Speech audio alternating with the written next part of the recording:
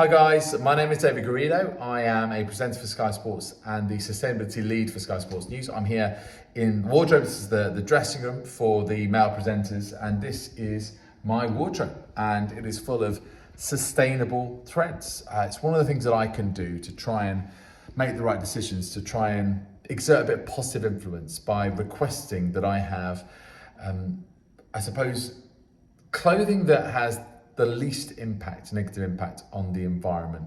And there are some amazing technologies out there that create incredible clothing that is sustainable.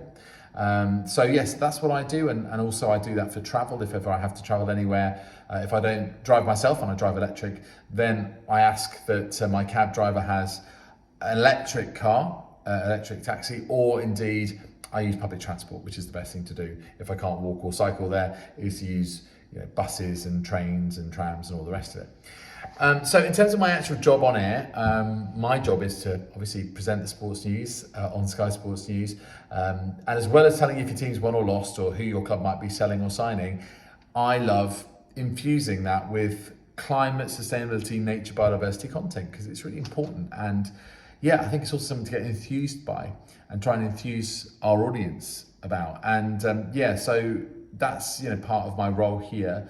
And I think one of the key things when you're communicating these sorts of things is to be real, to communicate about it in an honest and authentic way, and also not to sort of be too pointy-headed about it.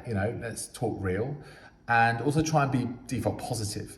Try and infuse people with good behaviors rather than wag the finger and lecture and preach. That simply doesn't work. So that's the first thing.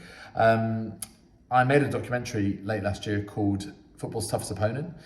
It was about the relationship between football, the beautiful game, and our beautiful planet, and the climate crisis and the climate emergency which we are currently in. And for me, it was really important to not assume too much knowledge, but try and de-jargonize, because this space is full of jargon. We talk about carbon emissions and net zero, and not everyone knows what they mean, and we don't want to lose our audience. So you have to try and talk in real terms and understand what is going on, and make it not just accessible, but that they can do something about it, that people can take positive steps and make a real impact and make a real change. And I think that our documentary hopefully shows what football is doing and what football can still do, what people can still do, even though a lot relies, of course, on governments and on business to do their bit as well. We know that for sure.